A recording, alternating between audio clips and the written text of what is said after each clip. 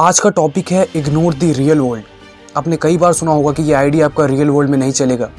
ये सारी बकवास जो तुम कर रहे हो वो रियल वर्ल्ड में नहीं चलता। रियल वर्ल्ड में ऐसा नहीं होता, रियल वर्ल्ड में वैसा नहीं होता।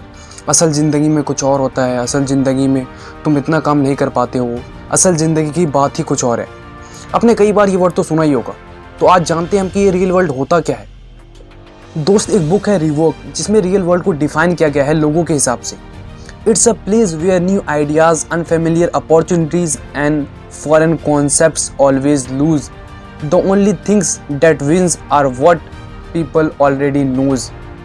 ये एक ऐसी जगह है जहाँ पर unfamiliar opportunities या फिर foreign concepts हमेशा हार जाती है, या फिर आपके fresh ideas हमेशा हार जाते हैं। यहाँ पर ये चीज़ें नहीं जीतती, यानी कि लोगों को समझ नहीं आता है आपकी बातें। फिर उसके आगे कहा गया है, In the real world, you can't attract millions of customers without advertising, without any salesperson, and you cannot reveal the secret of success. Real world में ये चीज़ें होती है। तो इस बुक में कहा गया कि आखिर एक्चुअल में रियल वर्ल्ड क्या होता है। The real world is not a place, it's an excuse, it's a justification for not flying, it has nothing to do with you. यानी कि दोस्त, रियल वर्ल्ड कुछ भी नहीं होता है। ये सिर्फ और सिर्फ एक एक्सक्यूज़ होता है। ये सिर्फ और सिर्फ जस्टिफिकेशन होता है आगे नहीं बढ़ने का। यानी कि आपके आइडियाज़ क्यों लोग कहते हैं कि फेल हो जाएंगे, ये नहीं चलेगा, क्योंकि दोस्त उसकी सोचने की क्षमता उतनी दूर तक नहीं है। यानी कि आपकी कैपेसिटी बहुत ही ज़्यादा है और उसकी कैपेसिटी बहुत ही कम है। दोस्त, वो पूरी दुनिया को अपने ही नज़रिए से देखते हैं। यानी कि एक चाबी से वो हर एक ताले खोलते हैं। वो दुनिया को अपने दिमाग से सोचते हैं, वो दुनिया को अपने हिसाब से जज करते हैं। अगर उससे ज़्यादा किसी के अंदर कैपेबिलिटी है तो वो लोग पहचान नहीं पाते हैं। यानी कि अगर आपके अंदर खासियत है, अगर आप उसे कहते हैं कि मेरा ये न्यू आइडिया है, मुझे इस पे काम करना है, ये फॉरेन कॉन्सेप्ट्स है, या फिर मैं हार्ड वर्क करूँगा, मैं इतने घंटे काम करूँगा, मैं अपने टाइम को अच्छे से मैनेज करूँगा, या फिर मैं प्रोडक्टिविटी पे काम करूँगा, या फिर मैं अपने आप को चेंज करूँगा सेल्फ इम्प्रूवमेंट की मदद से, तो वो लोग कहेंगे नहीं ये चीज़ें काम नहीं करती है रियल वर्ल्ड में। तुम सिर्फ फिलॉसफी कर रहे हो, तुम्हारे आइडियाज़ काम नहीं करेंगे, बिल्कुल नहीं करेंगे। वो लोग ऐसा इसलिए कहते हैं क्योंकि उनके पास एक्सक्यूज़ हैं, क्योंकि वो लोग खुद कुछ नहीं करना चाहते हैं।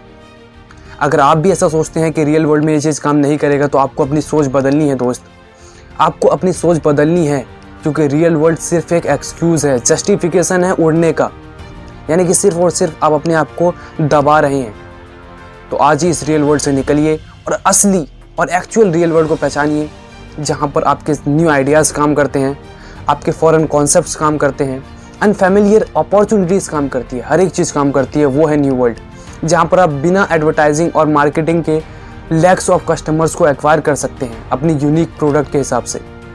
मैं आपको यहाँ पर एक फैक्ट बताना चाहूँगा कि आपने टेस्ला के बारे में तो बहुत सुना होगा। दोस्त, टेस्ला 0 रुपीज़ खर्च करती है अपने मार्केटिंग पे। अब आप इसका पता लगाइए कि आखिर ऐसा क्यों है। दोस्त, जितनी भी पैसा वो बचाता है मार्केटिंग का, वो अपने R&D यानी कि रिसर्च और डेवलपमेंट में खर्च करता है।